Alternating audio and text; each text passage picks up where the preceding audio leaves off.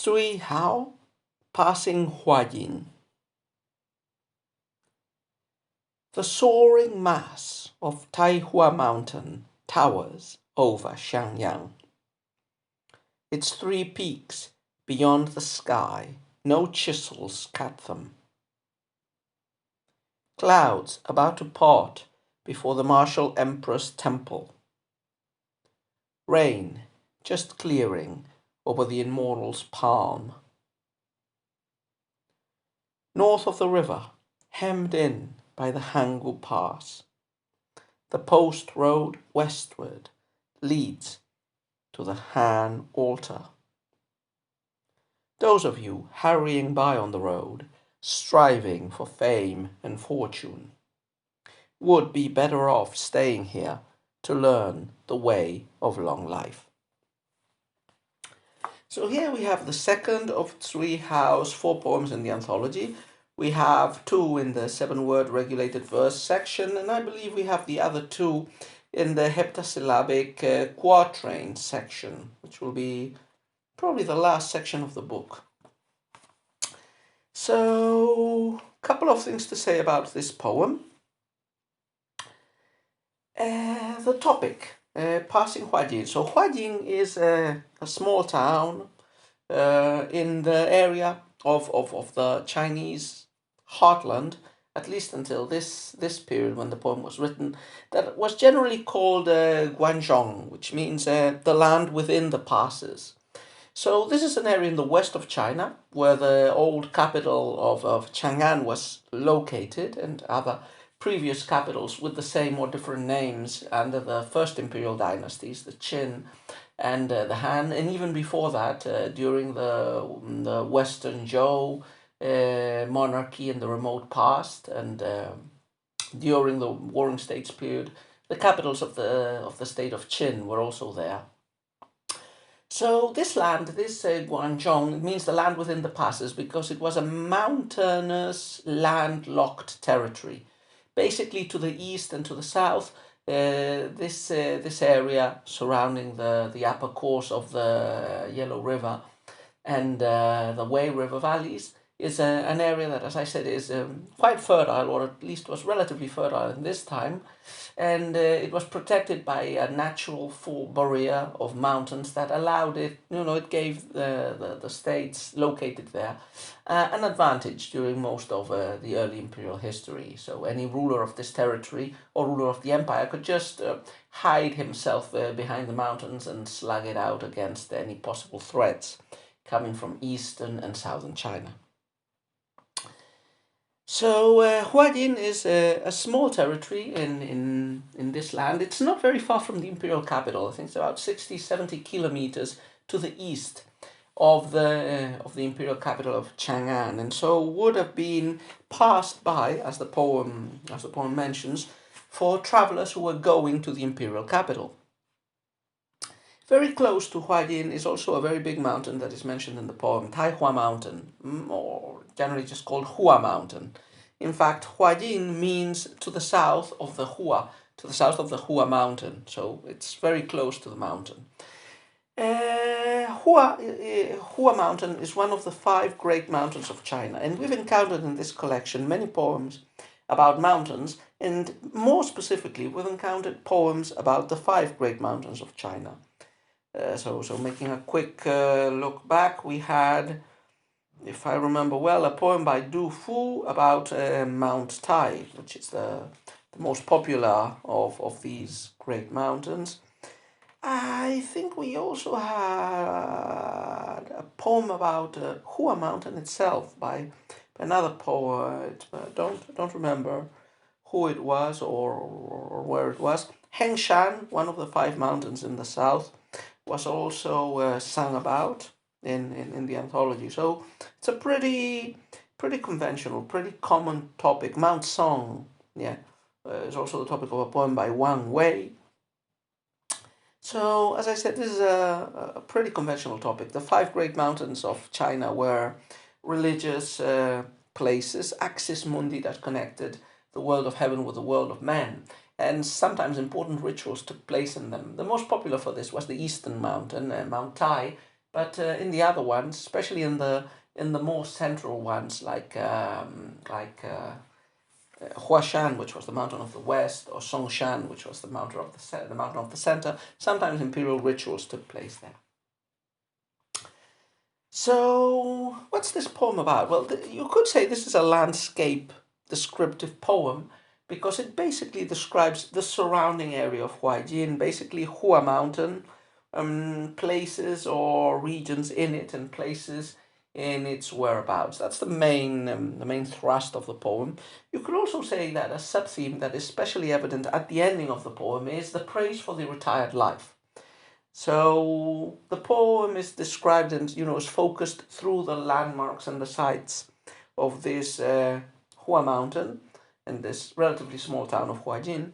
And at the end, after having described a path that trails to the north of this area, there is a call for people who are traveling through the road that leads to the capital, and therefore to court, to power, to ambition, to worldly pursuits. There's a call not to go there, but to go to Huashan, to go just south of there and remain there, and to dedicate oneself to living in mountains and attaining the immortality that Taoism promised to some of its practitioners. So, descriptive landscape poem of an area, of a mountain and the area surrounding it, close to the capital, but also as a minor theme, retirement from the world, the desirability of quitting ambitions and careers for office and power and following the road to the capital, which can be read literally, but also allegorically in this case, and the praise of the life in the mountains where one can really follow another way, the way of long life, a better path than the way to the capital and the way to power. Okay, then, so as usual, let's take a look at the poem couplet by couplet. And this feels, we will comment it, the middle couplets feel more parallelistic than they did in Sui Hao's previous poem. So this is probably a more standard and regular 7-word Liu Shi than Sui Hao's previous take on this. First couplet. The soaring mass of Taihua Mountain towers over Xiangyang. Its 3 peaks beyond the sky, no chisels cut them. So, even though the poem talks about passing Huajin, we don't actually get a description of the town of Huajin. So, I'm not sure if it actually the poem is really about the town, because there is a town called Huajin, or rather if it's just meant to be literally read as Huajin, south of Hua, south of the Hua mountain, because it's just describing the mountain. So the first couplet shows us the mountain as a soaring mass. It's Taihua, the great Hua mountain, and it's described in 2 ways: as a soaring mass, and as towering over Xiangyang. Now, Xiangyang is a fancy name for the imperial capital. The name of the imperial capital under the Han and the Tang dynasties was Chang'an, eternal peace. But the original name of the first big capital there, or at least the capital under the Qin kingdom, and then when the Qin conquered all China under the Qin dynasty, was Xiangyang, which means approximately the yang, or the good side of the Xiang River. So Xiangyang here is just a fancy, old-fashioned, archaic way of referring to the capital. So there's this big mountain.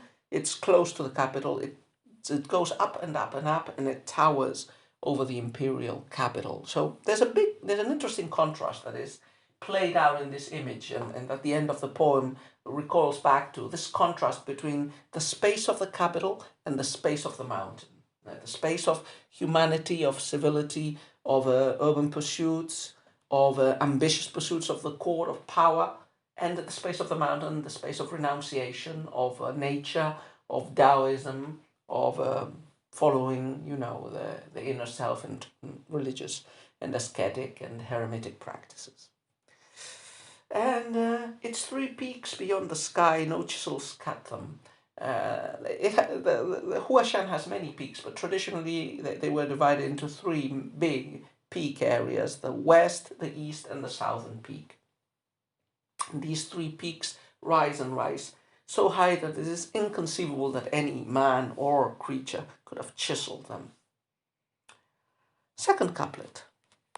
clouds about to part before the martial emperor's temple. Rain just clearing over the immortal's palm. So in this is the first parallelistic, this is the second couplet, the first parallelistic couplet. And the parallelism, I think, is pretty clear in these two lines. Clouds versus rain, parting, clearing, before, over, the martial temple with emperor presumed, the immortal's palm. You know, the parallelism is very clear here. So we get a sight at the mountain and at two sub-landmarks within Huashan. So there's the martial emperor's temple and there's the immortal's palm. Now the martial emperor's temple, as its name says, a temple, is a human construction. I've been reading that there were different temples in the area of Huashan, but under Emperor Han Wudi, the most powerful emperor of the Western Han Dynasty, a temple was built here, and stelas and inscriptions were made in the temple. So I don't know which specific building is referred to. Perhaps a temple, from what is said about clouds about to part, it's probably a temple, not the one that exists today and that is attributed to Han Wudi, which is at the foot of the mountain, probably one that was in the mountain, high up. So that temple that connects with the remote past, where for the Tang, the Han Dynasty would have been their glorious precedent of 607 years before. And the greatest emperor, as I said, of the Han Dynasty was Han Wudi. So clouds are about to part. They're forming a veil, if you wish. And they're about to part before the martial emperor's temple. If you're looking at the mountain, you might be able to just start to see the temple, the construction at the top, as the clouds diffuse. And another image, clouds and rain. So rain is just clearing over the immortal's palm. The immortal's palm is a natural landmark. It's part of the eastern peaks, and it's, part of the mountain that has been naturally chiseled in such a way that it looks like the palm of a gigantic divinity or creature. So the rain is just clearing over there. Yeah, you can also probably see this immortal's palm from below, looking up, and the clouds have just cleared there. So rain and clouds moving away and showing natural and man-made landmarks on top of Huashan that any Chinese scholar official would enjoy visiting as well. Third couplet, north of the river, hemmed in by the Hankou Pass, the post road westward leads to the horn altar. So now we get a slight displacement. From the mountain itself, we move a little bit north. Remember, the poem is passing Huayin, passing south of the mountain. Well, now we go north of the mountain, north of the river. And what can we see north of the river and still relatively close to this mountain? Well, it's the Hankou Pass. The Hankou Pass was one of the mountain passes that led into this area of the west of China, into Guangzhou, and was a site of many battles in the past, as there the troops of Qin fought and generally stopped quite successfully invaders from the east and the south. So north of the river, hemmed in by this Hankou Pass, so both the Hankou Pass and the Taihua Mountain seem to be acting as watchtowers, as doors blocking in the passage inside this region. The post road westward leads to the Han altar. So between these two mountains and passes, there is a road for travelers, a road for posting, for messages. And this road leads west towards the Han altar. Again, the Han altar, like Xiangjiang earlier on, it's a fancy way of referring to the capital area, to the plain surrounding the capital area. Han altar, no, this refers to the Han dynasty, the same dynasty as the martial emperor belonged to. And during the Han dynasty, as during all dynasties, some altars and religious structures were built just outside the capital, in the areas surrounding the capital, following the Confucian ritual prescriptions. So probably even at the time of the Tang dynasty, maybe the altar that had been built, one of the religious altars that had been built by the Han, might have still been standing, or it might have been destroyed, but the area surrounding it would still have been called the Han altar. Anyway, another reference to a fancy past, another reference to the Han dynasty, but Han altar is a stand-in again here for the capital region, the capital area. So the road leads to the capital through north of the river and probably north of Hua Mountain, mm, hemmed in by the Hanggu Pass that, constitutes, a barrier surrounding the road and blocking the access. Down through that road, going towards the west, you go towards the capital. So that's one road. And as I said at the beginning, this is a road that, can be interpreted with lots of symbolism. It's the road to the capital, the road to the Han altar, but it's also the road to power, to politics, to the court, the road of ambitions. And there is another road opposed to this one that will be shown in the last couplet, which really summarizes the message of the poem and takes us away from this descriptive aspect which the poem has had until now and moves us into the eremitic, retire from the world, Taoistically inclined tone with which the poem concludes.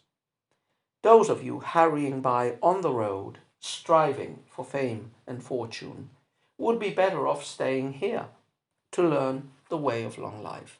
Remember, in Chinese, the character for road and the character for way is the same. It's Dao, yeah?